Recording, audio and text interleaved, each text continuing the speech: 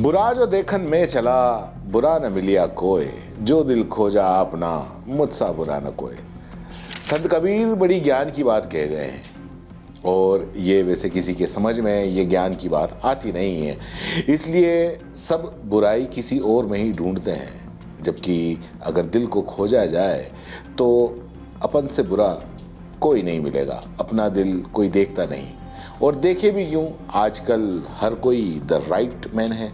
चलिए खैर, मेरा कोई ज्ञान देने का इरादा नहीं है, बस कबीर के दोहे के साथ कांग्रेस के राजस्थान के प्रभारी सुखजिंदर सिंह रंधावा की बात कर रहा था। दरअसल कहीं ना कहीं उन्हें कुछ इस तरीके का ब्रह्म ज्ञान हो गया है, जिस तरीके के कबीर जी कह गए हैं कि बुरा जो देखन में चला, बुरा न मिलिया कोई, जो दिल देखा आपना, तो मुझसे बुरा न कोई।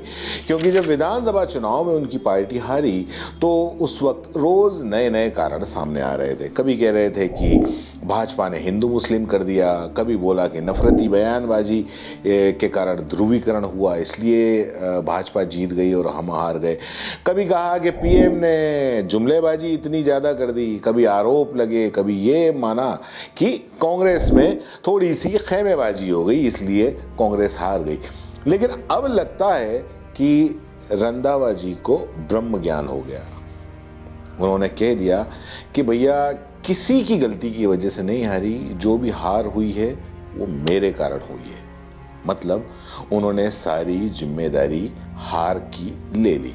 क्योंकि राजस्थान में पूरे कांग्रेस के कार्यकाल में लगातार ये 5 साल तक अशोक गहलोत और सचिन पायलट होता रहा। ये दोनों कांग्रेस के सबसे बड़े राजस्थान के नेता, दोनों दिग्गज आपस में ही टाएं फाएं 5 साल तक करते रहे। कभी किसी को गद्दार कहा गया, तो कभी कुर्सी पर सवाल उठे, तो कभी आला कमान से बगावत की, तो कभी आला कमान ने पूरी ढील दे दी और आखिरी वक्त में सुखजिंदर सिंह रंधावा को भेजा के जाओ भैया इनको संभालो। क्योंकि उसके पहले सब करके चले गए थे, जिसके अंदर खड़गे साहब भी आ गए, राहुल गांधी भी आ गए, लेकिन ये किसी से मानने को तैयार नहीं थे। आखिरी वक्त में रंधावा जी आए।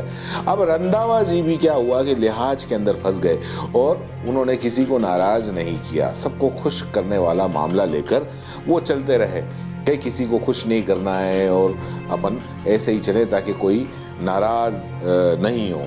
अब क्या है ना कि ये राजनीति है, यहाँ ऐसा कभी नहीं है कि आप सबको खुश रखो, क्योंकि अगर कुछ खुश होंगे तो कुछ नाराज भी होंगे। अब देखना ये होता है कि ज्यादा खुश किस तरफ है, काम उस तरफ करो, जो नाराज हैं उनको बाद में देख लेना। अब रंधावा जी ने सबको नहीं, माफ कीजिए, सबको नहीं, दो को, यानी कि दोनों को खुश करने के चक्कर में कांग्रेस का राजस्थान में भट्टा बैठा दिया। राजस्थान सरकार हाथ से चली गई। क्योंकि अगर दोनों, आप समझ रहे हो ना कि मैं कौन दोनों की बात कर रहा हूं, दोनों को खुश करने की कोशिश नहीं की होती और किसी एक को नाराज ही रहने दिया होता तो आज सरकार पक्का था कि राजस्थान में कांग्रेस की होती।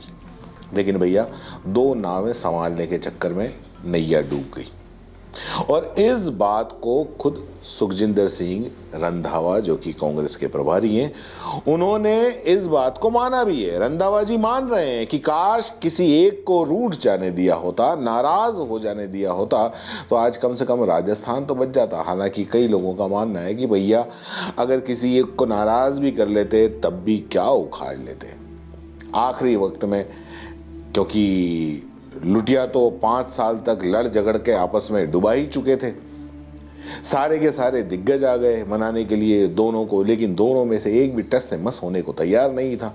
बस धमाधम बयानबाजी आती थी, अखबार भरे हुए रहते थे। सचिन पायलट ने ये कहा, अशोक गहलोत ने ये कहा, मीडिया की सुर्खियां बनती रहती थी। मीडिया को मजा आ रहा था पूरे 5 साल तक, कुछ मिले न मिले उसको बयानबाजी का मसाला जरूर मिल जाता था।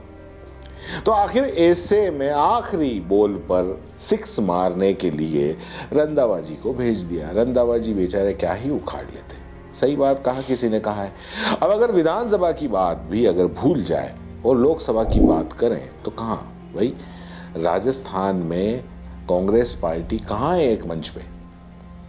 एक धमकी में या जरा सी लालच के अंदर तो कांग्रेस में बड़े बड़े नेता कांग्रेस के छोड़ के भाजपा में शामिल हो रहे हैं। जहां लोकसभा की तैयारियां करनी चाहिए वहां अभी तक पुराने रो रहे हैं। भैया अगर चले और उसके बाद में गिरे तो गिरे गिरे और पड़े पड़े रो तो मत, अपने झटको उठो, खड़े हो जाओ और लगातार चलने के लिए फिर से, अगर किसी से नहीं सीखना है तो अपने राहुल गांधी से ही सीख लो।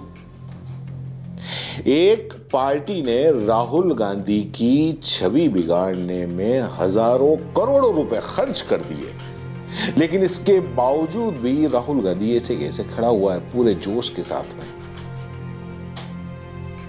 लेकिन खैर वो आपको दिखेगा नहीं।